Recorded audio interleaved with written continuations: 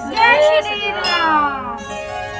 अर्थ, धर्म, काम, मोक्ष ये चारों ज्ञान विज्ञान का विचार के कहना काव्य के 9 रस जप तप योग और वैराग्य प्रसंग ये सब इस सरोवर के सुंदर जलचर जीव हैं। सुकृति पुण्यतमा जनों के, साधुओं के और श्री नाम के गुणों का ज्ञान ही विचित्र जल है, पक्षियों के समान है। संतों की सभा ही इस सरोवर के चारों ओर की अमराई है और श्रद्धा वसंत ऋतु के समान कही गई है। नाना प्रकार से भक्ति का निरूपण और क्षमा, दया तथा दमलताओं के मंडप है। मन का निग्रह, यम, अहिंसा, सत्य, असत्य, ब्रह्मचर्य और अपरिग्रह नियम, शौच, संतोष, तप, स्वास्थ्य और ईश्वर प्रणिधान ही उनके फूल है, ज्ञान फल है। और श्री हरि के चरणों में प्रेम ही इस ज्ञान रूपी फल का रस है, ऐसा वेदों ने कहा है। इस रामचरितमानस में और भी जो अनेक प्रसंगों की कथाएं हैं, वे ही इसमें तोते, कोयल आदि रंग बिरंगे पक्षी हैं। कथा में जो रोमांच होता है वही वाटिका, बाग और वन है, और जो सुख होता है वही सुंदर पक्षियों का विहार है। निर्मल मन ही माली है, जो प्रेम रूपी जल से सुंदर नेत्रों द्वारा उनको सींचता है। जो लोग इस चरित्र को सावधानी से गाते हैं वे ही इस तालाब के चतुर रखवाले हैं, और जो क्षत्रिय पुरुष सदा आदर पूर्वक इसे सुनते हैं वे ही इस सुंदर मानस के अधिकारी हैं। अधिकारी उत्तम देवता है, जो अति दुष्ट और विषी हैं। वे अभागे,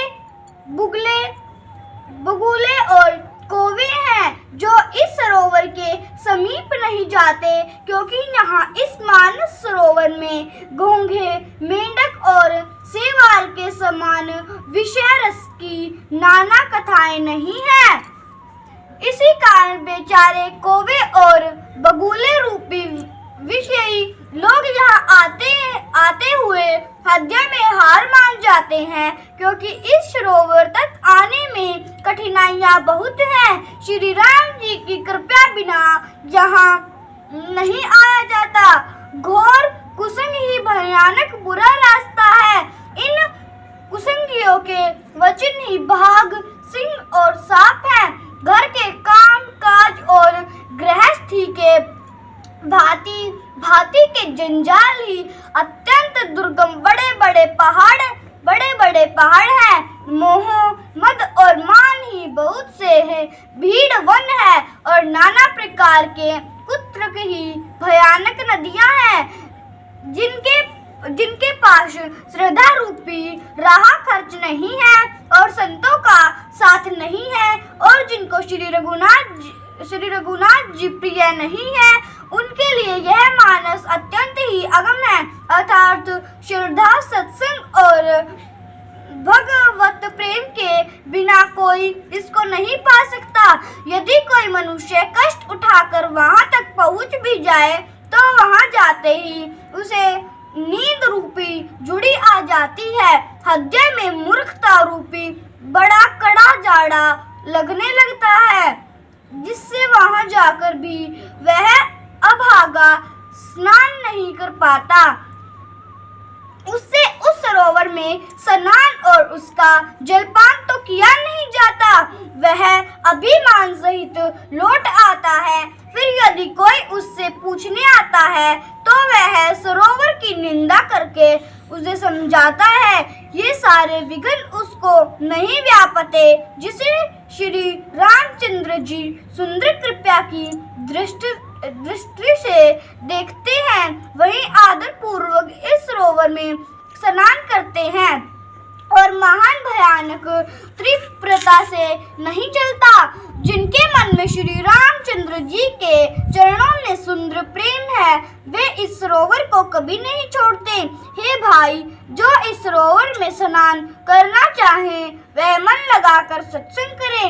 ऐसे मानस सरोवर को हृदय के नेत्रों से देखकर और उसमें गोता लगाकर कवि की बुद्धि निर्मल हो गई।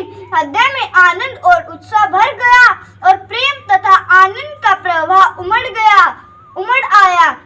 उससे वह सुंदर कविता रूपी नदी बह निकली, जिसमें श्री राम जी का निर्मल विष रूपी जल भरा है।